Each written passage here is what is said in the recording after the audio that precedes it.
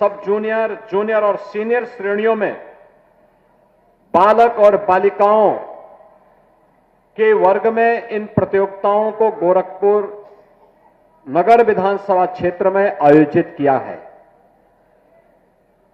इस पूरी प्रतियोगिता में प्रत्यक्ष रूप से 1000 खिलाड़ी और अप्रत्यक्ष रूप से 10,000 से अधिक खिलाड़ियों ने प्रतिभाग करके इस आयोजन को एक नई ऊंचाई देने का काम किया है। और इसलिए आज जब समापन पे इन 2 प्रतियोगिताओं को मैंने स्वयं देखा है, कुश्ती की प्रतियोगिता फाइनल में शुभम यादव और अनुराग यादव के बीच में कितनी जोरदार कुश्ती थी। यानी इस भीषण शीतलहरी में कुश्ती वहां हो रही थी और पसीना रवि किशन को यहां मंच पे हो रहा था। ऐसे ही कबड्डी प्रतियोगिता में मैं देख रहा था, रीजनल स्पोर्ट्स स्टेडियम और नीना थापा के बीच में कितनी अच्छी प्रतिस्पर्धा चल रही थी। ये खेल कूद ही है जो सम और विषम परिस्थितियों में मनोरंजन भी करता है, हमें शारीरिक, मानसिक और बौद्धिक रूप से चुस्त दुरुस्त बनाने में भी जिसकी बड़ी भूमिका होती है। और उसी भूमिका के कारण आप सोचो, ये हजारों लोग यहां पर बैठे हुए हैं, सब बच्चे बैठे हैं। भीषण शीतलहरी को देखते हुए हमने 1 तारीख तक स्कूल बंद कर दिए, 12वीं तक के स्कूल बंद कर दिए। लेकिन मैं जब इन बच्चों का उत्साह देख रहा था यहां पे, तो ये उत्साह देखते हुए बन रहा था कि देखो खेलकूद ने सारी ठंड को दूर कर दिया है।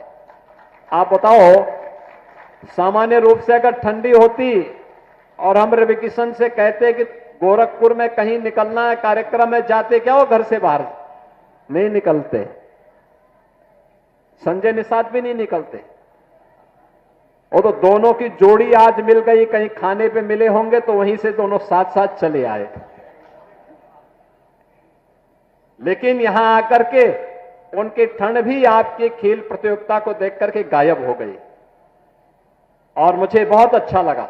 लेकिन अगली बार से ये प्रतियोगिता पहले नगरीय क्षेत्र में हम 2 स्तर पर करेंगे, स्कूल स्तर पर भी और वार्ड स्तर पर भी। स्कूली बच्चों के लिए, चाहे वह बेसिक के हों, माध्यमिक के हों या उच्च शिक्षा के या विश्वविद्यालय के, इनकी 3 चरणों में 3 प्रकार की प्रतियोगिताएं, बालक और बालिकाओं में अलग अलग खेल की प्रतियोगिताओं को तो हम संपन्न करेंगे ही, संपन्न करने के साथ वार्ड स्तर पर भी कामकाजी लोगों के लिए और जो अवकाश प्राप्त हो चुके हैं उनके लिए भी कुछ खेल की प्रतियोगिताओं को हम आयोजित करेंगे। पहले वार्ड स्तर पर, फिर महानगर के 4 से 6 अलग अलग छोटे छोटे उपनगर बना करके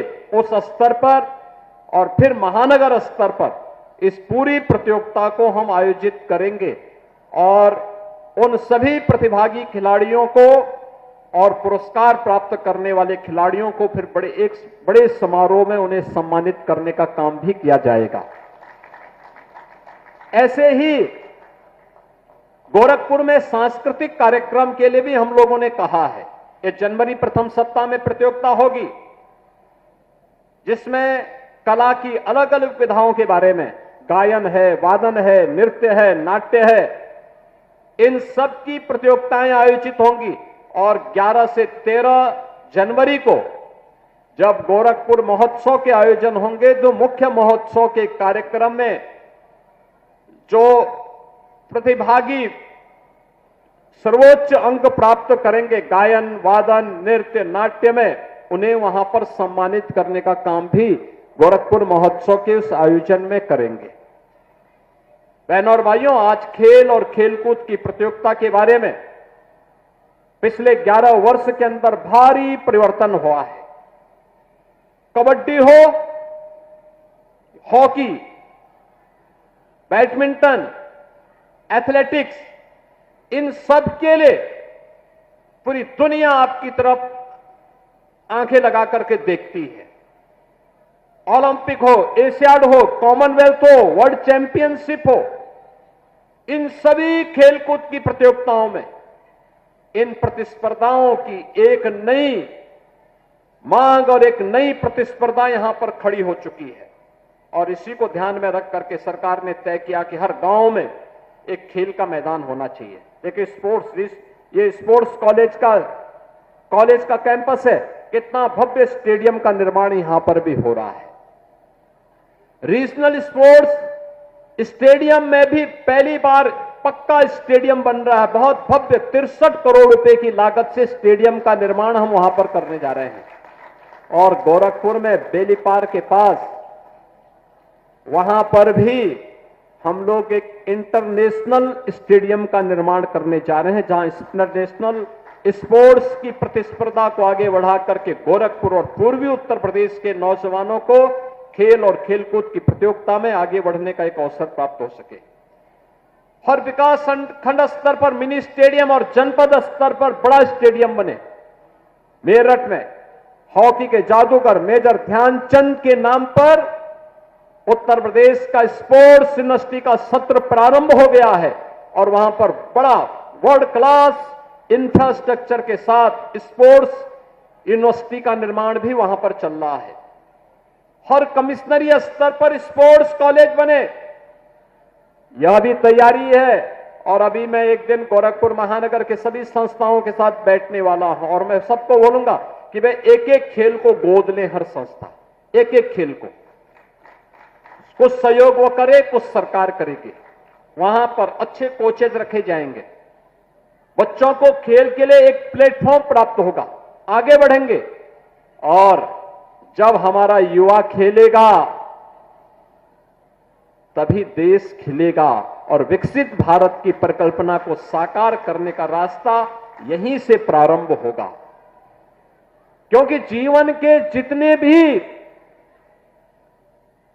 सफलताओं का मार्ग है वह स्वस्थ शरीर से ही संभव हो सकता है और स्वस्थ शरीर खेलकूद और यौगिक क्रियाओं के माध्यम से ही प्राप्त होगा। मुझे बहुत अच्छा लगा आज ये कार्यक्रम यहां पर इतनी भव्यता के साथ, इतनी भीषण शीतलहरी के बावजूद भी यहां पर हो रहा है। मैं इस अवसर पर एक बार फिर से प्रतिभागी सभी खिलाड़ियों को हृदय से बधाई देता हूं। यहां पर आयोजन से जुड़े हुए जो भी हमारे जिला प्रशासन और अन्य खेल विभाग से जुड़े हुए सभी अधिकारी कर्मचारियों को मैं हृदय से धन्यवाद देता हूं। प्रतिभागी खिलाड़ियों का अभिनंदन करता हूं। जिन्होंने स्थान बनाया है उनको बधाई और जिन्होंने प्रतिस्पर्धा में भाग लिया है उन सबके प्रति मेरी मंगलमय शुभकामनाएं हैं। धन्यवाद। जय हिंद।